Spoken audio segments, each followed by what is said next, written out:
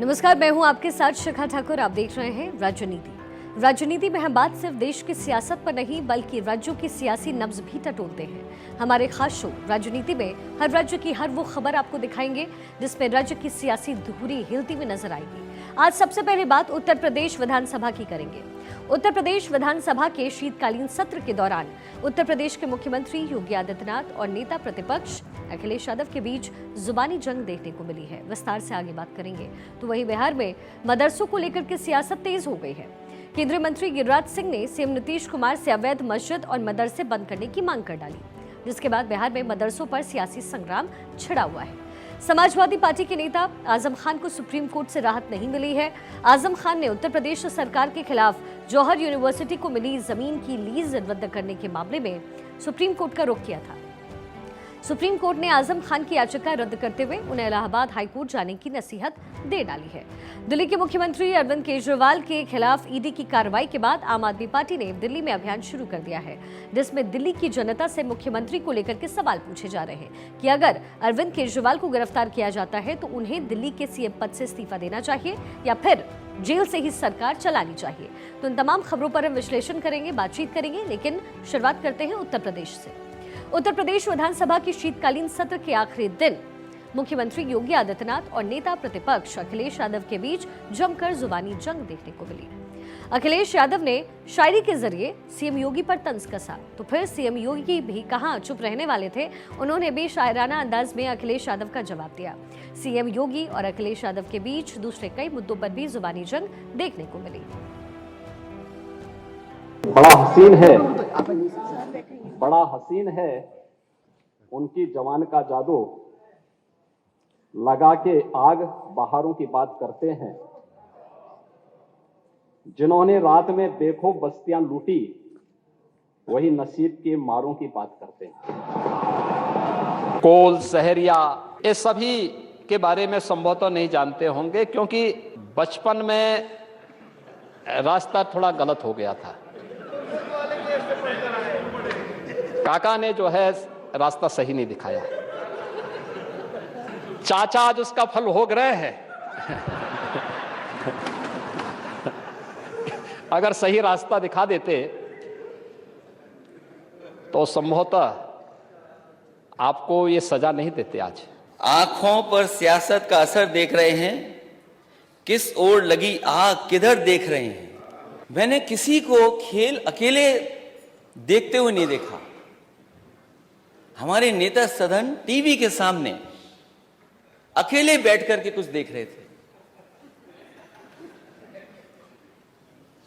लेकिन नेता सदन का मैंने दूसरा खेल भी देखा है। मैं नेता सदन को बताना चाहता हूं, फुटबॉल का मैच अकेले नहीं देखा करते। और मैं यकीन से अध्यक्ष जी कह सकता हूं, मैच खत्म होने से पहले हमारे नेता सदन सो गए होंगे। मैंने टीवी पर देखा कि नेता सदन ऐसे करते हुए जा रहे थे, तो मैंने यही कहा कि नेता सदन ये कहते हुए जनता से जा रहे हैं और टीवी के चैनल के सामने कि ये स्टेडियम मैंने नहीं बनाया, ये स्टेडियम मैंने नहीं बनाया। और इसके अलावा समाजवादी पार्टी के मुखिया ने योगी सरकार पर जमकर हमला बोला। अखिलेश यादव ने योगी सरकार पर वादे पूरा न करने का गंभीर आरोप लगाया। तो वहीं सीएम योगी अखिलेश यादव का जवाब देते हुए उन्होंने कहा कि 2017 से पहले उत्तर प्रदेश की पहचान गुंडों और माफियाओं से होती थी, लेकिन आज उत्तर प्रदेश तरक्की के हर पायदान पर नंबर 1 है। लेकिन 17 के पहले महानबिंदुओं की पुनर्स्थापना का खर्च नहीं होता था। 17 के पहले विरासत के प्रति सम्मान का भाव ये नहीं था।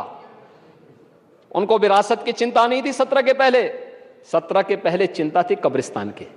17 के पहले डोमेस्टिक इंटरनेशनल टूरिज्म में काफी पीछे था। असुरक्षा दंगों के कारण कोई आना भी नहीं चाहता था। आज मुझे बताते हुए प्रसन्नता है, सारे आंकड़ों को तोड़ते हुए उत्तर प्रदेश नंबर 1 पर पहुंच चुका है। महोदय, इसके अलावा चीनी मिलों के गन्ना मूल्य के भुगतान का है। 12 से 17 के बीच बंद चीनी मिलें बंद हुई, औने पौने दाम पे बेची गई और 80,000 करोड़ का किसानों को भुगतान हुआ था। 17 से अब तक 2,25,000 करोड़ रुपए का गन्ना मूल्य का भुगतान हुआ है। 2,25,000 करोड़ का। आज 119 चीनी मिलें चल रही हैं। 100 चीनी मिलें 10 दिन के अंदर अपना गन्ना मूल्य का भुगतान कर रही हैं। 2017 में वादा किया गया था, संकल्प पत्र में 1 वर्ष के भीतर पुलिस के रिक्त पदों को भरेंगे।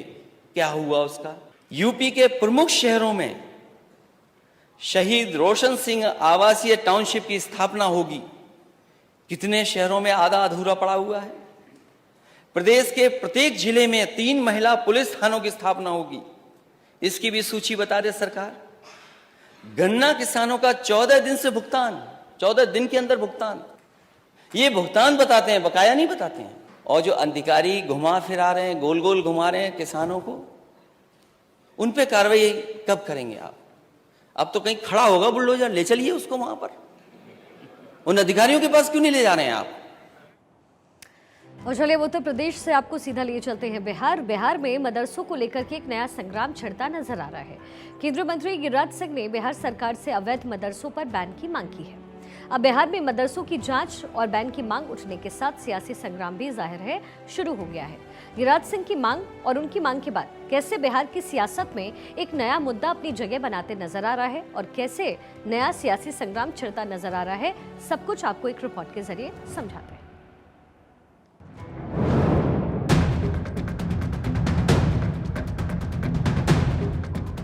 बिहार में मदरसों पर एक नई महाभारत तैयार हो रही है। गिरिराज सिंह ने अवैध मदरसों का सवाल उठाया, जांच की मांग की, प्रदेश सरकार को घेरा। बस यहीं से बिहार में एक नया सियासी मोर्चा तैयार हो गया। बिहार आने वाले दिनों में जिस ढंग से आबादी भी बढ़ रही है, वो भी एक खतरा का विषय है। अगर ये अवैध मदरसा और अवैध मस्जिदों पर नहीं कार्रवाई हुई तो 20 साल बाद आने वाले दिनों में हिंदुओं के धन और धर्म खतरे में रहेंगे। गिरिराज सिंह ने बिहार की सियासत में एक नया मुद्दा छेड़ दिया। मदरसों की जांच की बात के साथ गिरिराज सिंह ने अब अवैध मदरसे के बहाने बिहार सरकार को घेरना शुरू कर दिया। बिहार के सीमावर्ती इलाकों में हालात खराब होने का दावा करते हुए गिरिराज सिंह ने अवैध मदरसों पर लगाम लगाने की बात कहते हुए अवैध मदरसों को देश की आंतरिक सुरक्षा से जोड़ दिया। बिहार में अवैध मस्जिद और अवैध मदरसों की बाढ़ हो गई है। बॉर्डरों पर तो और ज्यादा हो गया है। जो आंतरिक सुरक्षा केवल बिहार के लिए नहीं बल्कि देश के लिए खतरा पैदा कर रहा है। वोट की लालच में नीतीश जी बहुत हो गया। अब बिहार और देश के हो रहे खतरों पर भी विचार करें। अगर ऐसा नहीं किए तो आने वाले दिन में 20 साल होते होते बिहार के लोगों के धन और धर्म भी खतरे में पड़ जाएंगे और इसके लिए दोषी आप और लालू यादव होंगे। मैं यही बार बार कह रहा हूं, आप तुष्टीकरण की निद्रा से उठे। गिरिराज सिंह ने मदरसों की जांच की मांग उठाई भर थी कि बिहार में इसी बहाने एक नया सियासी संग्राम छिड़ गया।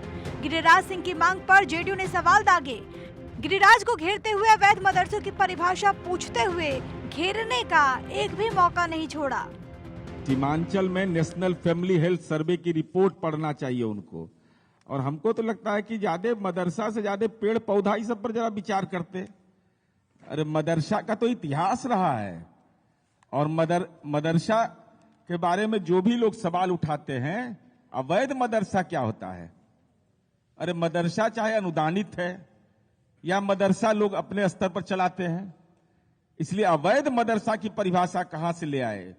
ये फर्जी डिग्री वाला के चक्कर में पड़े हुए हैं। इसलिए इनको तो पेड़ पौधा पर ज्यादा दिमाग लगाना चाहिए। बिहार में मदरसों को लेकर महाभारत छिड़ती नजर आ रही है। गिरिराज के दावे के बाद बिहार के पॉलिटिक्स में मदरसों पर सियासी वार पलटवार शुरू हो चुका है। अब देखना होगा कि मदरसों की जांच को लेकर गिरिराज की मांग पर बिहार सरकार का रुख क्या होता है। Bureau report, Bharat 24। Samajwadi party के वरिष्ठ नेता और उत्तर प्रदेश के पूर्व कैबिनेट मंत्री आजम खान की दिक्कतें दूर होने का नाम नहीं ले रही। रामपुर की जौहर यूनिवर्सिटी को मिली जमीन की लीज रद्द करने के यूपी सरकार के फैसले के खिलाफ उनकी अपील को सुप्रीम कोर्ट ने भी ठुकरा दिया है। सुप्रीम कोर्ट ने कहा कि इस मामले में पहले हाईकोर्ट में सुनवाई होगी और सुप्रीम कोर्ट ने यह भी कहा कि इलाहाबाद हाईकोर्ट के चीफ जस्टिस इस मामले में एक बेंच बनाकर इसकी सुनवाई जल्द से जल्द करें। सुप्रीम कोर्ट ने ठुकराई आजम खान की याचिका। योगी सरकार के लीज रद्द करने के फैसले के खिलाफ ये याचिका दायर की गई थी। मामले को लेकर के इलाहाबाद हाईकोर्ट जाएं, सुप्रीम कोर्ट की तरफ से आदेश। इलाहाबाद हाईकोर्ट के चीफ जस्टिस मामले में एक बेंच बना करके सुनवाई करें। सुप्रीम कोर्ट की तरफ से ये तमाम टिप्पणी की गई है।